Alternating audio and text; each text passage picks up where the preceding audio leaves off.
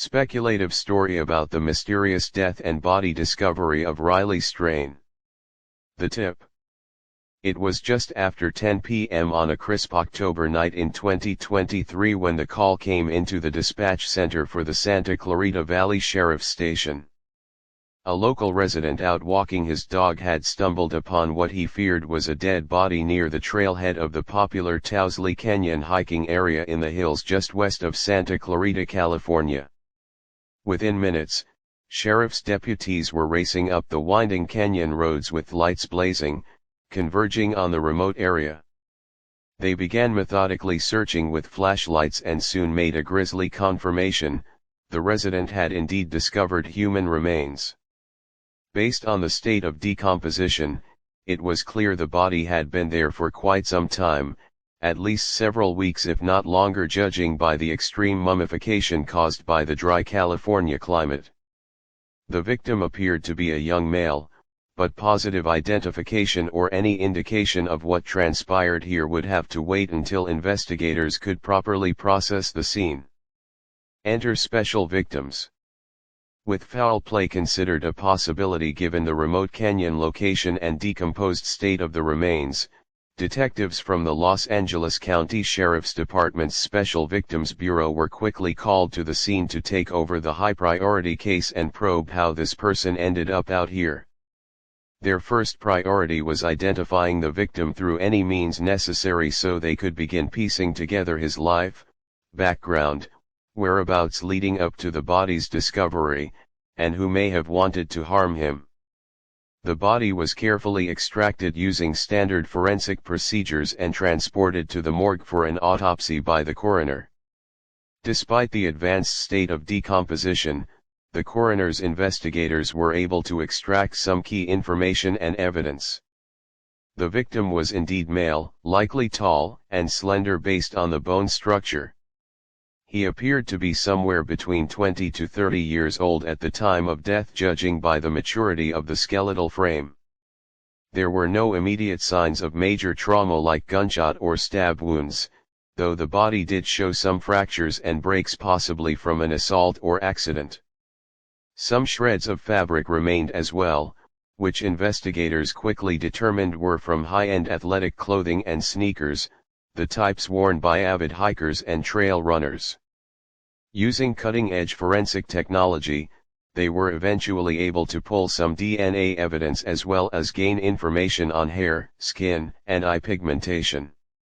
With a detailed physical profile starting to take shape, investigators realized their next big challenge would be identifying this John Doe victim through all available means: missing persons reports, DNA databases, dental records, or any potential witness testimony on recent disappearances matching the description. The trail may have been cold for now, but they vowed to stop at nothing to give this victim back his name. Identifying Riley. The autopsy findings combined with the canyon location initially made detectives lean toward the theory that this may have been an accidental death, possibly a hiker, trail runner, or mountain biker who had some kind of mishap out in the rugged terrain. Could a simple twisted ankle or heat exhaustion have left this person immobilized and ravaged by the elements over time? They'd need to find his identity first to have a better idea of who they were dealing with. Their big break came when a fingerprint scan from the remains hit on a match in the system: a 24-year-old Los Angeles man named Riley Strain. Detectives acted quickly, digging into Strain's background and those who may have known his recent whereabouts. They learned he was an avid trail runner and outdoor enthusiast who frequently hit the trails around Santa Clarita and the surrounding hillsides near his home in Valencia. His passion was competing in extreme running events like ultramarathons and trail races. Riley had recently gone missing in late August after telling a friend he was heading out for a long training run to prepare for an upcoming race in Utah. When they were finally able to reach his parents, they were utterly devastated by the news. Riley's mom and dad revealed he had been dealing with some personal issues and a recent breakup that had him also feeling depressed at times. But nothing that would ever indicate he was thinking of harming himself or had any underlying issues that severe.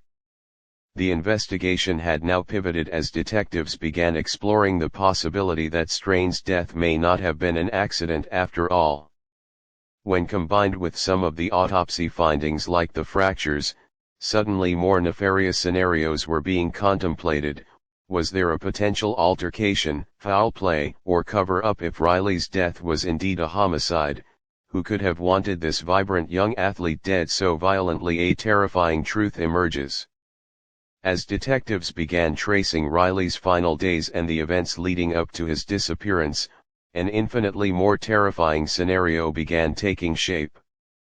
It was one of those cases where the more they uncovered, the more ominous the circumstances appeared to become around Riley's fate. And at the center of it was a tangled web of jealousy, obsession, and premeditated violence that would shake the local community to its core. It started with Riley's ex-girlfriend, Heather. In interviewing her and going through data from Riley's phone and laptop that the parents provided, detectives learned of a volatile, on-again, off-again relationship plagued by control and possessiveness from her side. While Riley wanted to move on and was already dating other people, Heather was incapable of letting go. Her obsession had reached dangerous levels in the weeks before Riley's disappearance, constantly bombarding him with threatening messages and emails if he didn't take her back.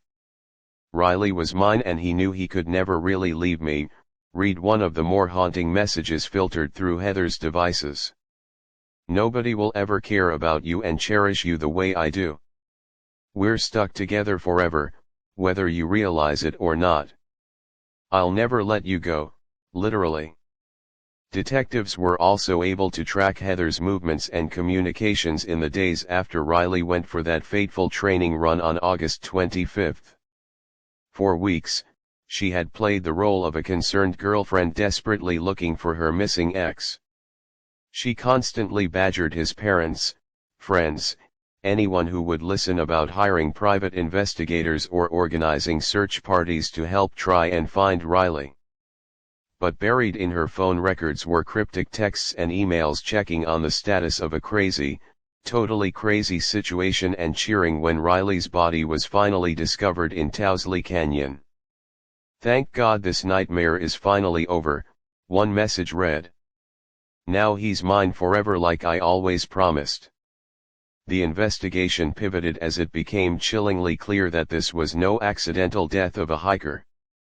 Far more likely was that Heather had snapped under the weight of jealousy and anger over Riley trying to leave the relationship, causing her to carry out an unthinkable premeditated attack on her ex, stalking his every move.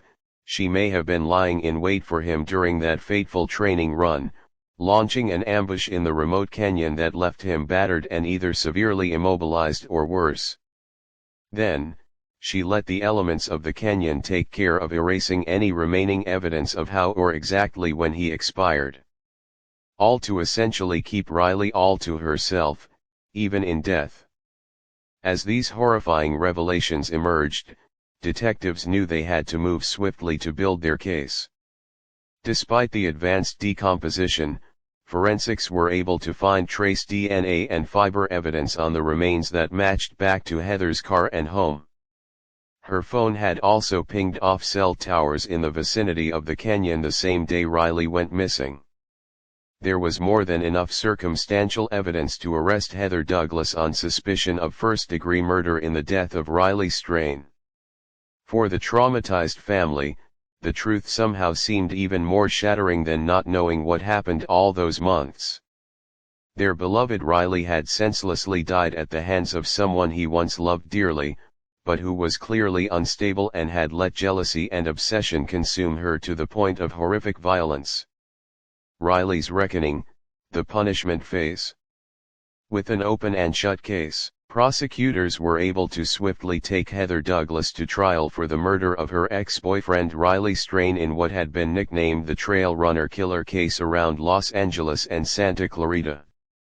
The proceedings were a somber affair as prosecutors detailed the frightening chain of events and evidence surrounding Douglas stalking, taunting messages about keeping Strain forever, and disposing of his remains in one of his favorite running trails. Riley's parents took the stand, tearfully describing their son's passions for the outdoors and running.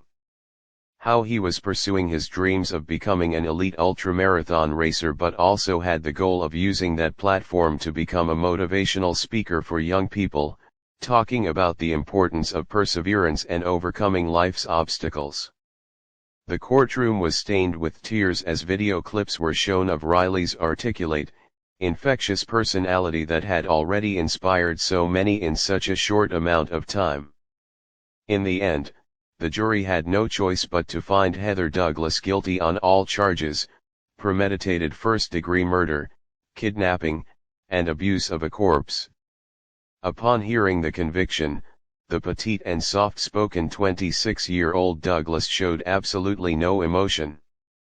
As victim impact statements were given by Riley's loved ones, reporters were struck by the staggering depths of depravity on display from Douglas. There she sat, smiling, almost glowingly, as the grieving parents spoke of the beautiful soul she had erased from this earth in such a horrific manner.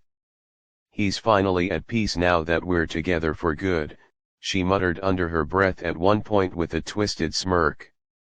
The courtroom remained hushed as Judge Matthew Goldstein read the sentence and his rebuke of Douglas' inhuman actions. For the murder and depravity surrounding the disposal of Riley Strain's body, Heather Douglas was sentenced to life in prison with no possibility of parole. She would never again know freedom as a free woman, serving the ultimate punishment for her cowardly, sadistic crime until taking her last breaths in a tiny maximum security cell. In his scathing statement, Judge Goldstein left onlookers chilled by the stark comparison he made, where Riley Strain displayed the grit and perseverance to push the limits of human endurance and positivity. Heather Douglas could not accept reality. So she took the life of an innocent young man and disposed of his body in a canyon, his athletic passion now rendered as nothing more than a shallow desert grave. Where Riley lifted up others, Douglas succumbed to the darkest impulses imaginable. This unforgivable, heinous act shall be met with the equal weight of justice under the law, a life sentence separating Ms. Douglas from society permanently. In the aftermath, Riley's parents struggled to make any sense of it all, but found solace in honoring his legacy through charity work and community outreach to inspire youth. They started a foundation under his initials RLS to continue the motivational efforts he had begun regarding perseverance and overcoming life's obstacles. The Light the Trail 5K 10K race series, with courses designed to mimic trail running environments, allowed his spirit to live on while also raising funding and awareness around healthy relationships and identifying the potential warning signs of intimate partner violence that took Riley far too soon. The Riley Strain Award was instituted at his alma mater for a graduating senior who exemplified his drive and commitment to outdoor activities while also serving as a positive role model for their peers through volunteering and community initiatives. Every year the scholarship and ceremony served as a poignant reminder of the bright light that burned out too quickly, but also the tremendous impact one passionate life could continue having across generations to come. As the years moved forward, Heather Douglas' name faded into a partially forgotten footnote, a disturbed, possessive woman devoured by jealousy and not capable of sharing the brilliant beam of light that was Riley Strain with anyone, not even the world itself. She would wither away silently, invisible but for the damage she had wrought during one fateful summer that made her the physical embodiment of darkness. In the ultimate cosmic cruelty, Riley's legacy of perseverance and optimism would burn forth forevermore, undimmed by the depravity of the evil force that tried its best to snuff it out forever. He would live on as a beacon of hope, illuminating all those who aimed to follow his shining example.